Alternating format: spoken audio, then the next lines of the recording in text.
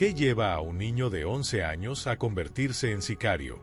¿Qué se rompe en la estructura de una sociedad para que un menor hable de decapitaciones con la misma frialdad con la que otros hablan de videojuegos?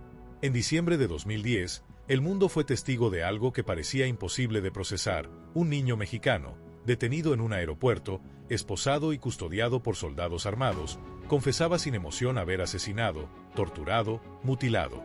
Su nombre, Edgar Jiménez Lugo. Su apodo, El Ponchis. Su edad, 14 años. Su historia, desde ese momento, dejó de ser solo una anécdota y se convirtió en una advertencia. Un espejo negro que México y el mundo aún no terminan de mirar. Pero la pregunta que atraviesa esta historia no es solo cómo ocurrió, sino por qué. ¿Por qué un niño termina ejecutando por encargo? ¿Por qué su historia fue tan fugaz en los medios, pero tan permanente en la memoria colectiva? ¿Y qué fue de él? ¿Qué pasó con el Ponchis después de los titulares, después del juicio, después del silencio? Edgar no era un monstruo salido de la ficción. Era un niño nacido en Estados Unidos, criado en la precariedad de Morelos, abandonado por las instituciones y reclutado por una de las organizaciones criminales más peligrosas de su tiempo, una facción de los Beltrán Leiva. A los 11 años, fue levantado por un sicario apodado El Negro. A los 14, era ya parte de un engranaje que repartía muerte y grababa sus actos como trofeos.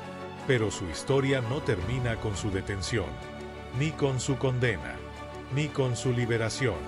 Porque la historia de El Ponchis no es solo la de un niño convertido en sicario, es la de un país que permitió que eso fuera posible. 15 años después, su nombre ya no aparece en noticieros. Su paradero es un misterio. Pero su sombra sigue proyectándose sobre miles de jóvenes que hoy, en distintas regiones de México, enfrentan las mismas condiciones, los mismos riesgos, las mismas ausencias. Y la misma tentación: dinero fácil, sentido de pertenencia, una identidad fabricada a golpes. ¿Qué pasó con el Ponchis? Es una pregunta que no busca morbo, sino memoria. Porque entender su historia es entender algo más profundo: que la violencia no nace de la nada, que los niños no eligen el crimen, que hay contextos donde la infancia es una trampa sin salida. Y quizás, la pregunta más dura de todas: ¿cuántos más se han convertido en lo que él fue, sin que nadie lo note? Edgar Jiménez Lugo nació el 2 de mayo de 1996 en San Diego, California, en el corazón de una de las fronteras más vigiladas del mundo. Pero desde su nacimiento, su vida estuvo marcada por la ruptura, la ausencia y el riesgo. Su madre fue arrestada por posesión de cocaína cuando él apenas tenía un año de vida. Poco después, fue deportada a México, llevándose consigo a Edgar y dejando atrás todo vínculo con Estados Unidos, salvo el papel que confirmaba la ciudadanía de su hijo. En Morelos, el destino de la familia parecía ya escrito en los márgenes. A cargo de su abuela y al lado de sus hermanas, Edgar creció en un entorno de precariedad extrema. Su niñez, más que vivida, fue sobrevivida. Sin padre presente, sin una red de contención emocional o institucional, sus días transcurrieron entre ausencias, desamparo y silencio.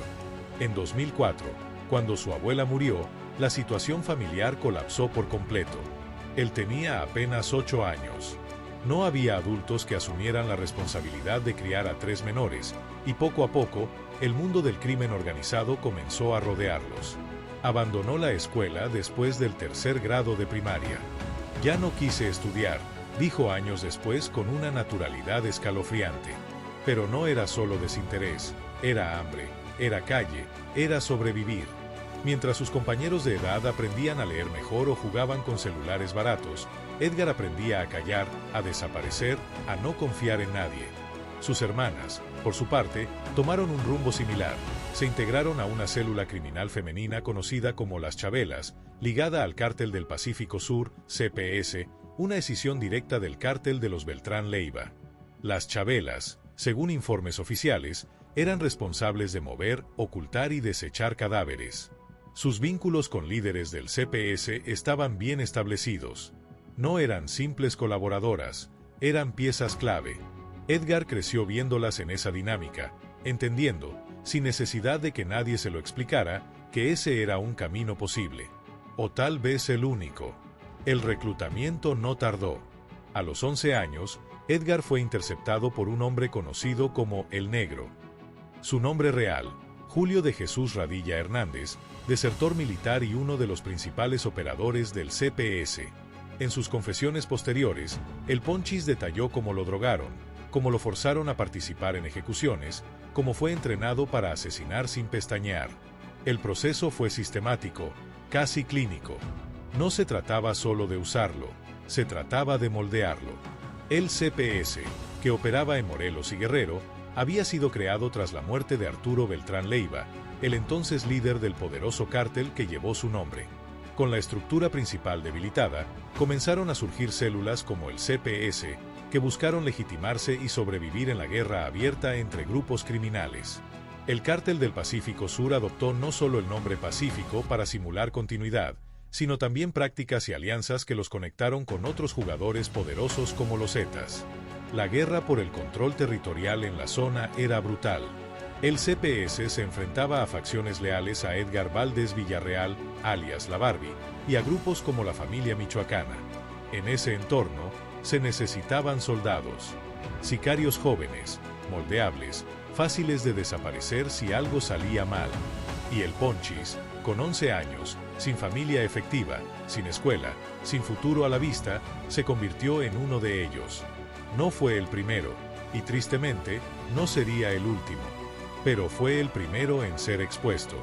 El primero cuyo rostro infantil, con el pelo revuelto y las manos esposadas, apareció en todos los medios nacionales e internacionales. Su imagen quebró algo en la narrativa pública. Ya no se podía decir que los cárteles solo reclutaban adultos o que los niños estaban al margen. Lo que mostró el caso de El Ponchis fue que el crimen organizado no solo tolera menores, los necesita. Los cárteles descubrieron en los niños una ventaja táctica. Son invisibles para las autoridades. No levantan sospechas. Son moldeables, sumisos al miedo, frágiles ante la manipulación. Y si mueren o son capturados, el daño para la organización es mínimo. Esa lógica fría y criminal fue la que permitió que Edgar, con apenas 11 años, empuñara un cuchillo frente a una cámara, repitiera órdenes sin vacilar y ejecutara tareas que ningún niño debería siquiera imaginar. Así comenzó su historia.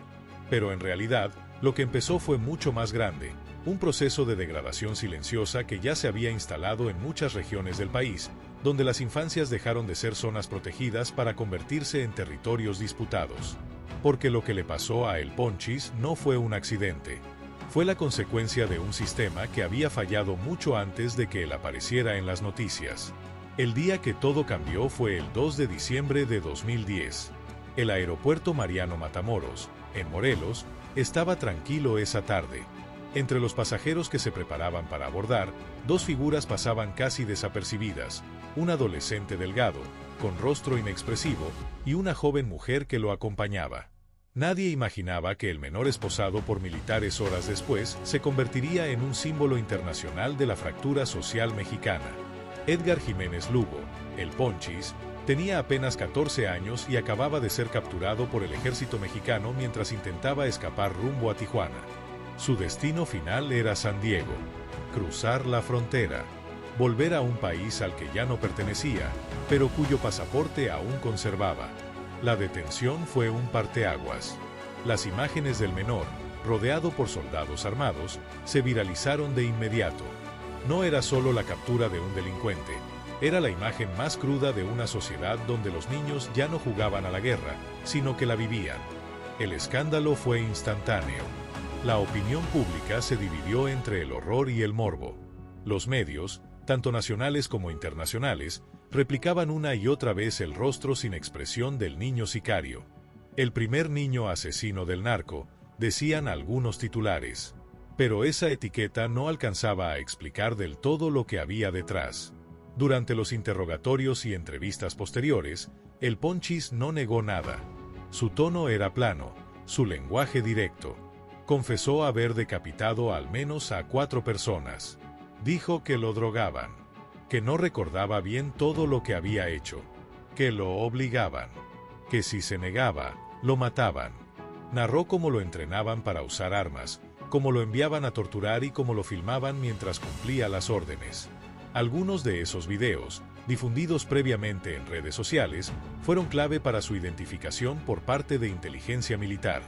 El impacto fue brutal no solo por lo que decía, sino por cómo lo decía. Sin rastro de culpa, sin miedo, sin rencor. Apenas con la indiferencia de quien ha vivido demasiado, demasiado pronto. Sus palabras más repetidas, aquellas que congelaron a más de un periodista, fueron: "No me metí, me jalaron". Esa frase encapsuló todo. No era solo un menor en conflicto con la ley. Era una víctima y verdugo. Era el producto de un entorno criminal que lo atrapó desde la infancia, pero también alguien que participó activamente en actos atroces. El dilema ético, legal y social estaba planteado. ¿Cómo se juzga a un niño que ha matado? ¿Cómo se castiga a alguien que fue víctima antes que agresor? ¿Y cómo se repara el daño?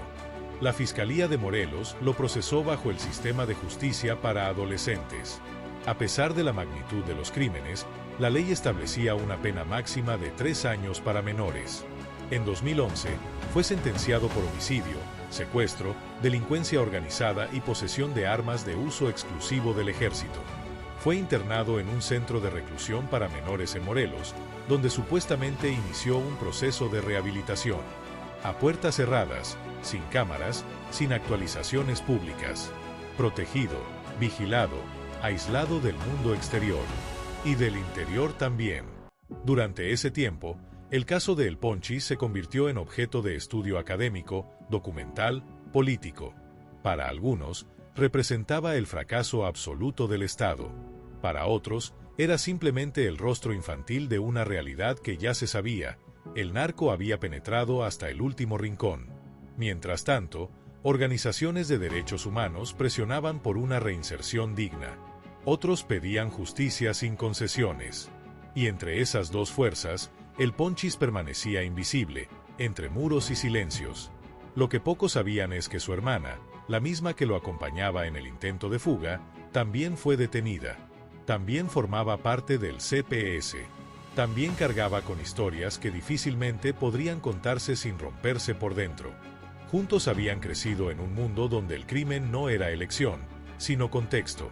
Donde los juegos con armas eran reales. Donde la infancia fue sustituida por la obediencia a la violencia. La historia de El Ponchis marcó un punto de inflexión no solo en México, sino en toda América Latina. Desde su caso, los informes sobre reclutamiento de menores comenzaron a multiplicarse. Y aunque su rostro ya no aparecía en los noticieros, su figura seguía latente como símbolo. Porque tras cada ejecución, cada operativo, cada grupo armado, la pregunta que dejó su historia seguía resonando: ¿cuántos más? En paralelo, el crimen organizado no detuvo su marcha. Los métodos de reclutamiento evolucionaron. Ya no era necesario levantar niños en la calle. Ahora se hacía a través de redes sociales, con promesas de dinero, estatus, respeto. Videos editados como si fueran videojuegos, mensajes en TikTok glorificando el narco, canciones que disfrazaban la brutalidad con estética de lujo. La estrategia era clara: conquistar la mente antes que la voluntad. Y el terreno estaba fértil. Porque, como en el caso de Edgar, aún existen miles de niños con hambre, sin futuro, sin escuela, sin padres, sin alternativas. La historia de El Ponchis no solo fue el punto más bajo en la guerra del narco. Fue también un espejo, crudo, doloroso, inevitable. Uno que nos obligó a ver de frente lo que muchos preferían negar: que en México, la guerra no solo se libra con armas. También se libra con cuerpos jóvenes, capturados por un sistema que no ofrece opciones, que no protege, que no pregunta, hasta que ya es demasiado tarde. Años después, el impacto de El Ponchis todavía se siente como una herida sin cerrar en el rostro del país. Su historia no solo sacudió a la opinión pública por el horror que representaba, sino porque puso en evidencia la dimensión oculta de la violencia en México: la niñez cooptada, silenciada, armada. Su caso abrió un abismo en el discurso oficial sobre la guerra contra el narcotráfico. ¿Cómo se combate un enemigo que mide menos de 1,5 metros? ¿Cómo se explica al mundo que un Estado necesita esposar a un niño de 14 años porque lo considera peligroso? Durante mucho tiempo, las autoridades mexicanas habían sostenido que los niños eran víctimas indirectas del narco, daños colaterales. Pero con El Ponchis, Ese relato se volvió insostenible. Era una prueba viva y pública de que los grupos criminales no solo afectaban a menores, sino que los incorporaban, que los transformaban, que los volvían instrumentos útiles para sus fines, y que lo hacían con una facilidad escalofriante. Organizaciones como Redim, Red por los Derechos de la Infancia en México, comenzaron a emitir reportes más contundentes. Se estimó que entre 2006 y 2010, más de 1.200 menores habían muerto en el contexto del narcotráfico. Al menos 25.000 habían estado involucrados de alguna forma en actividades delictivas, como halcones, transportistas, vigías, incluso sicarios. Las cifras eran conservadoras. Nadie sabía cuántos más estaban ocultos tras apodos, o simplemente desaparecidos en las grietas del sistema.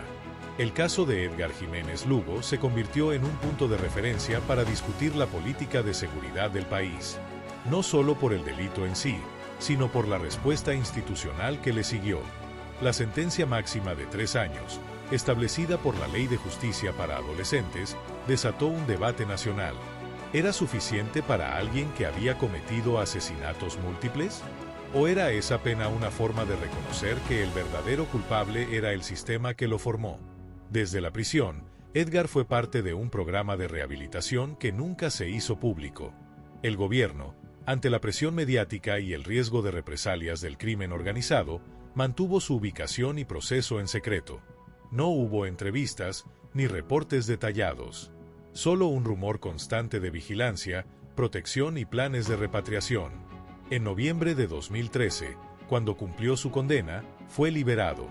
El Instituto Nacional de Migración lo entregó a las autoridades estadounidenses, quienes lo trasladaron a San Antonio, Texas. Ahí fue recibido por una ONG cristiana llamada Outcry in the Barrio, especializada en la rehabilitación de jóvenes en riesgo. Desde entonces, nada más se supo. Su historia, que durante 3 años ocupó portadas y titulares, desapareció, literalmente. Pero el silencio posterior no borró su impacto. Para algunos, el Ponchis quedó como símbolo de impunidad. Para otros, como un caso extremo de vulnerabilidad infantil. Un ejemplo incómodo de hasta dónde puede llegar la descomposición social cuando no hay intervención temprana, cuando no hay redes de apoyo ni justicia restaurativa. En muchos sectores, su historia provocó una ola de endurecimiento de discursos. Se plantearon reformas a la ley para aumentar penas a menores involucrados en crímenes graves. Algunos legisladores, impulsados por el pánico mediático, exigieron incluso permitir la cadena perpetua para adolescentes. Pero las organizaciones defensoras de derechos humanos advirtieron, no se puede combatir el problema encarcelando a los niños. Se combate previniendo que lleguen ahí. A nivel regional, su caso inspiró estudios, documentales, tesis universitarias, análisis sociológicos y propuestas de política pública. Investigadores como el Dr. Arturo Chacón, especializado en violencia juvenil, han señalado que casos como el de Edgar no son excepciones. Son síntomas. Lo que lo distingue no es lo que hizo, sino que fue capturado en cámara. Hay muchos más. Hay cientos. Algunos aún tienen 11 años, dijo en una entrevista años después. En el terreno social, el rostro de El Ponchis se convirtió en un ícono oscuro. Para algunos jóvenes en zonas vulnerables, fue incluso idealizado. Si él pudo ganar dinero, yo también puedo, decían mensajes interceptados por inteligencia militar en celulares de adolescentes. Su imagen circuló entre redes criminales como una especie de trofeo, como la prueba de que cualquiera, incluso un niño, podía convertirse en alguien temido. La narrativa del narco absorbió su historia y la utilizó para sus propios fines, mostrar poder, legitimidad, capacidad de reclutamiento. El daño también fue psicológico, colectivo. Las comunidades donde operaba el CPS, como ciertas zonas de Morelos o Guerrero, comenzaron a ver con otros ojos a sus propios niños. La sospecha se volvió cotidiana. Los programas de prevención se multiplicaron, pero muchos llegaron tarde, mal diseñados o sin presupuesto. Y mientras tanto, los métodos de reclutamiento criminal se adaptaron a los nuevos tiempos. Hoy, ya no se necesita interceptar a un niño en la calle. Basta con tener un perfil de Instagram, un par de mensajes privados y una promesa tentadora, dinero rápido, respeto inmediato, sentido de pertenencia. Porque si algo mostró el caso de El Ponchis, es que el crimen organizado no necesita solo armas ni rutas. Necesita rostros nuevos. Y en un país con millones de jóvenes sin acceso a educación, sin empleo, sin representación, esos rostros sobran. Y muchos están dispuestos a escuchar cuando todo lo demás ha fallado. Para México, la historia de Edgar no se cerró con su liberación, porque no se trataba solo de un niño. Se trataba de una estructura, una cadena, una ausencia.